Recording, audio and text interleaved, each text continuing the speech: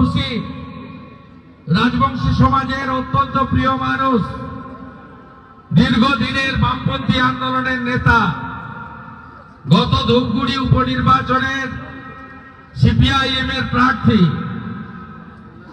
রাজনৈতিক পরিচয় বড় কথা নয়, একজন প্রকৃত আদর্শবান শিক্ষক, ভাওয়াইয়া শিল্পী, উত্তরবঙ্গের এবং বিশেষ করে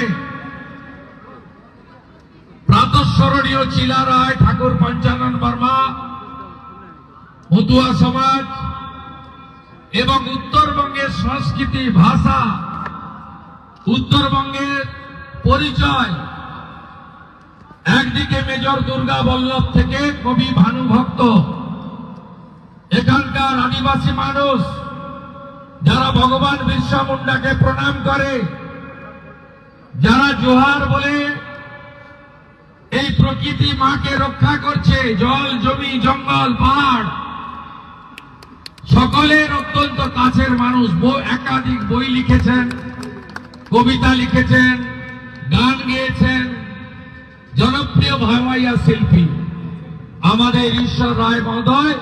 তিনি নরেন্দ্র মোদীর এই রাষ্ট্রবাদী পরিবারে যুক্ত হলেন, তাকে পতাকা ধরাচ্ছেন জলপাইগুড়ি সাংগঠনিক জেলার সভাপতি শ্যামল রায়, তাকে সহযোগিতা করছেন উত্তরবঙ্গের পার্টির ইনচার্জ, রাজ্যের সাধারণ সম্পাদক বিধায়ক দীপক বর্মন, সাংসদ জয়ন্ত রায়, সাংসদ মনোজ টিগ্গা, বরিষ্ঠ নেতা বাপি গোস্বামী, বিধায়ক কৌশিক রায়, পুনা ভাংরা, বিশাল লামা, এক্স এমপি, এক্স মন্ত্রী দশরথ তির্কে, এক্স এমএলএ মিতালি রায়, এক্স এমএলএ শুক্লা মুন্ডা। কে নেই এখানে? সবাই আছে। মনোজ ওরাও, তিনি আমার সাথে একসঙ্গে শিলিগুড়ি থেকে এখানে পৌঁছেছেন। সবাই মিলে বন্দে মাতরম, বিজেপি জীবতম। আরো বেশ কিছু নেতৃত্ব জয়েন করাবেন, সাংগঠনিক বিধি মেনে জেলা সভাপতি তাদের যোগদান করাচ্ছেন।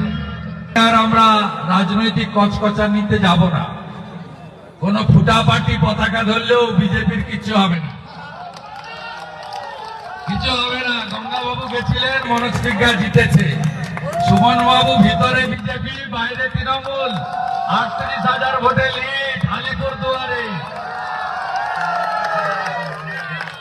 এই ফুটাপাটিতে তারা কিছু হবে না।